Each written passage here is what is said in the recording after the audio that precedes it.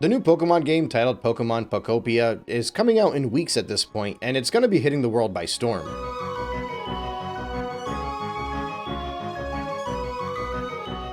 I don't know if I'm pronouncing the game right, to be honest. I don't know if it's Pokemon Pokopia, Pokopia, or I just call it Pokemon Copium. It seems to fit a lot better. Now, whatever the case is, this is the type of title that you know is going to succeed. What success means for this game specifically, quite frankly, I'm not sure. Especially because there's not a previous Pokemon title of this caliber that you can actually compare it to. Right, for Legends ZA, we know that in its first quarter, it didn't do as well as Legends Arceus, for example. So you could say it succeeded as a game, but it didn't necessarily do as well as its predecessor. And that could be a sign of a minor pushback against something that's too big to fail.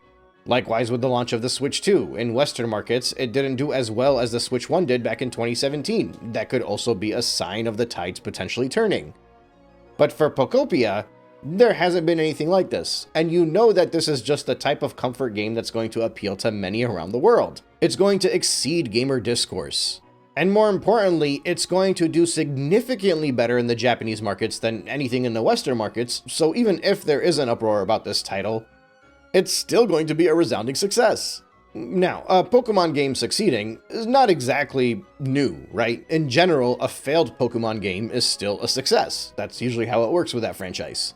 But the reason Pokemon Pokopia is a lot more concerning, aside from the fact that it looks like a $40 title that's being priced at $70, is the fact that this is the first official Nintendo first-party game that is going to be released on a game key card. For those of you that don't know, a game key card is a plastic shell that you insert into your Nintendo Switch 2, which allows you to access the eShop and download the game.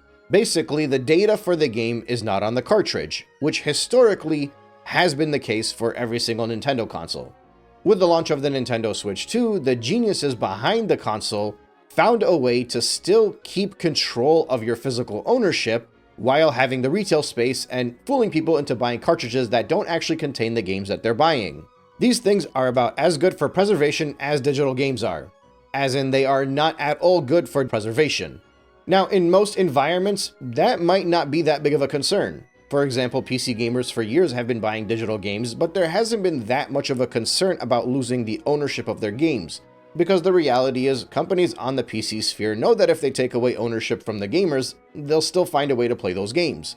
But people that own consoles, especially those that don't homebrew their consoles, which is a vast majority of people that buy video game consoles, lose access to those games in their entirety if the publisher decides they no longer want to offer them to the people. So it's entirely within the realm of possibility that in 10 years from now, your Nintendo Switch 2 titles will not do anything. You will insert them into your console, and they just will not bring anything up, because the servers could very well be shut down. It's entirely up to Nintendo on how they want to approach that. And it's dangerous for game preservation. Right now, for example, if somebody decided they wanted to buy something from the 3DS or the Wii U eShop, they can't. There's no way to purchase those titles, because Nintendo just randomly decides they no longer allow you to buy games on the Wii U and the 3DS eShop. And likewise, in the future, they can decide that your game key cartridge can no longer download a game. The eShop was closed down. The service is no longer provided. Now, the Switch 2 has obviously been out since last summer, so the game keycard conversation has been going on for quite a while. But up until this point in time, game keycards have been limited to third-party developers. Now, third parties in general, they're not nearly as controlling as Nintendo for the most part. Many of them tend to sell their games at a fairly steep discount, months after launch even, so they're not that concerned about people pirating them necessarily, because most people will find the convenience of dropping $20 easier than finding a fake file online. And beyond that, third parties don't actually do that well on Nintendo consoles as well, so it's not really affecting a majority of the user base, because the majority of people that buy a Nintendo console strongly lean towards purchasing first-party games more than third-party titles, often relegating their third-party titles to another device, be it the PS5, their Xbox, or their PC. And with the quality of some of these types of Nintendo games that we've seen, maybe even their mobile phones. So while the game key cards have been a plague on the Nintendo console itself, it has not been a plague too much to the actual user base, because so far the vast majority of titles that have been purchased have been first-party games which have been fully on cartridge. This all changes with Pokemon Pokopia. Now, it should be noted that no matter how much Nintendo has tried to push towards a digital-only future for their console, A majority of people are still buying their games physically on that device. You wouldn't notice it based off of the conversations online, but a majority of people that are buying games in 2025 and 2026, Nintendo gamers especially, are still buying physical. This is very much unlike what we see on the PlayStation 5 and Xbox series of consoles. In fact, Nintendo even tried to skew their financials a little bit to make it seem like more people are interested in digital by pushing upgrade packs as downloadable purchases to make more money off of releasing fewer physical games. And these purchases obviously greatly impact the revenue that's brought in from digital purchases. But despite Nintendo doing their very best to make it seem like that the Nintendo Switch 2 is a console that's more similar to the competition, a digital-first console, which is valuable for Nintendo because digital purchases make more money for the company, despite all of that, Nintendo is still very much a physical-first atmosphere. Two things have not changed with the Nintendo Switch 2, not yet at least. Gamers that buy Nintendo consoles still very much prefer first party, and gamers that buy Nintendo consoles still very much prefer physical ownership. And Pokemon Pokopia is going to be the first party title to come out and have game keycards, which takes away your physical ownership. Now you might argue this is only a single title, right? And many people will point out that Pokemon is not solely owned by Nintendo and the game is not being made by Nintendo, it's only published by Nintendo. But in the same fashion of which we saw third parties introduce game keycards to the point where now the majority of Switch 2 games that are available for the masses are actually on game keycard, that softened the blow so that something like Pokopia can come in and most of the backlash will have been moved on by then. Obviously not by everybody though. And likewise, Pokemon Pokopia coming out now is going to be the next step. Sure, it's only published by Nintendo, as if that means it's not a Nintendo game for some people for some reason, but it's still the next step in the path towards having every single Nintendo game on a game keycard.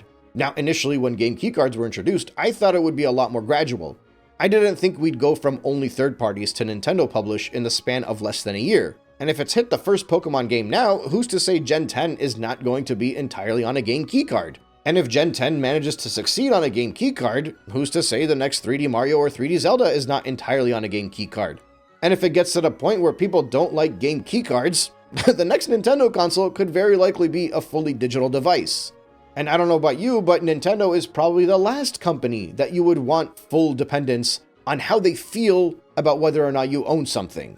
Now, let's say you're somebody that doesn't care too much about physical ownership. Maybe you're somebody who's like, every time I buy my console, I finish with it, I put it away and I never think about it again, or I sell it and it just doesn't cross my mind anymore. Or maybe you're somebody who's like, I don't care if Nintendo takes away my ownership. In the future, I'm just gonna buy the console and mod it and have every single game on there anyway. Many people have done that with the Wii U and the 3DS today, and many people are still doing it with the Nintendo Switch 1. But the whole game keycard thing brings up a whole other issue with the Nintendo Switch 2 console. The Nintendo Switch 2 is the only modern-day mainstream console that has such a low storage capacity. Right, if you think about Xbox and PlayStation, at minimum you're getting 512 gigabytes. With the Switch 2, I think you're sitting at 256. Now, that's more than you had on the Switch 1, but the games on the Switch 2 are also, for the most part, larger than they were on the Switch 1. And the other thing is, with the Nintendo Switch 1, if you're buying first-party titles, and even for the most part on third-party titles, you can buy as many games as you want, and you probably will not run out of your internal storage if you are mostly a physical purchaser. I still have my original Switch. I've never needed, to this day, to buy an SD card for that console, because the games that I buy have all of the game on the actual cartridge that I purchased. I barely have to worry about download speeds. I don't have to worry about whether or not I have space to download something. This is not the case with the Switch 2, and if I have to wager based off of the increase in storage prices that's coming soon, it's probably going to be a significantly larger concern for the next Nintendo console. So now you're looking at a $500 console that's going to require potentially another $100 of expenditure in order to have enough memory to even hold 2 or 3 games on your console. The most recent Final Fantasy that was released on the Nintendo Switch 2 requires 100 gigabytes of data. And if you buy the sequel that's coming out in a few months, that's going to require an additional 100 plus gigabytes of data on your console. And we are still in the first year of this console generation for the Switch 2. So by years 4 or 5, you're either going to be playing musical chairs with the SD cards that you have to figure out which game is in which SD card, or you're going to have to frequently download and re-download up to 100 gigabytes of data potentially, depending on the size of the game that you want to pick up and play again. All of a sudden, the convenience factor of having a portable console is not that convenient anymore. And it gets worse than that because reportedly based off of speed tests, these games that run off of the SD card versus the internal storage are worse. They don't run as well on the SD cards. So now you have to prioritize which games you want on your internal storage versus the SD card, while at the same time spending around $500 for your brand new console, plus an additional $100+ just to have enough memory so you can play more than 4 or 5 games at a time. The sad reality is, no matter whichever way you look at it, game keycards are a burden onto the gaming world. And they are a dark sign of what's to potentially come in the Nintendo atmosphere. And Nintendo was kind of the last stand when it comes to physical ownership. I'm not saying there are no physical games on the PS5. There are many people that have a PS5 and they strictly only buy physical games that are fully on disc, and they're completely happy with it. But the percentages of people on the PS5 that are buying digital and playing mostly digital, it's a lot larger. With Nintendo, it's kind of like the last stand. And even within the Nintendo circles, that last stand got pushed to first-party titles, and now it's going away from the first-party titles as well. And that should be a much larger concern than it actually is. The one benefit that I've seen from game keycards is that they're transferable, right? That's the one thing that people keep reminding you about. They're like, oh, I can buy the game, play it, and resell it. That's entirely true. And it is a benefit of game keycards. It's perhaps the only benefit of game keycards. But the unfortunate reality is that benefit does not outweigh all of the negatives that come with the game keycard. Whether it's the fact that you have to take up download speed on your internal storage, or the fact that Nintendo has taken away your physical ownership. I'll be honest, I am not optimistic at all as to where this whole game keycard situation is leading to. And as much as I just wish people would band together and decide that Pokemon Pokopia is not worth $70 and it's not worth a game that's on a game keycard, I have very little faith in that. Perhaps less faith in that than anything else that I've discussed. I think this game is going to shock people with how successful it is. And this is not me giving up hope. Like, to give you an idea of where my brain currently sits, I still think that the Switch 2 is moving on a downwards momentum, and we're going to see January numbers and through the early 2026 months looking very bad for Nintendo. Basically, the downwards trajectory that started back in October, I think is going to continue. I still believe there's a scenario here where we look at the Switch 2 as an underperforming console. I haven't thrown in the towel on that regard. The only thing that I was thrown off by was the fact that 2 million consoles around the world were shipped to the other regions in the financials. But as far as how the sales have been going in Europe and the States, I've been pretty right about all of that up until now. So I'm not suddenly changing my tone about Pokemon Pokopia because of the Switch 2. I just think Pokemon Pokopia is going to do very well regardless of what anybody says about it, even if it's very disappointing that it's going to do that well, because of the price point as well as the game keycards. And honestly, it's just unfortunate to see Nintendo so quickly pushing a first-party game to be on a game keycard. I knew this was coming. I said it back in the summer. I was telling people all the time that eventually Nintendo would start putting first-party games on the game keycards. Most people told me that I was fear-mongering and spreading misinformation. It's been less than a year, and we're already seeing the first-party Nintendo game on a game keycard. I don't like that it's here, but it's going to be here to stay. And with the success of Pokopia, I think it's just going to get a lot worse. But look, at the end of the day, all we can do is wait and see. We can wait and see how successful this game is. We can wait and see how long until the next first-party title is on a game keycard. Or if we're lucky, the whole game keycard thing blows up in Nintendo's face and they have to backtrack on it. I just don't know if that's going to happen, though. Because up until this point in time, I don't think third-party sales were struggling because they were game keycards. I still think third-party sales were struggling because they're third-party games on a Nintendo console. And as time goes on and more first-party games are on game keycards, I think that's going to be made a lot clearer for people, unfortunately.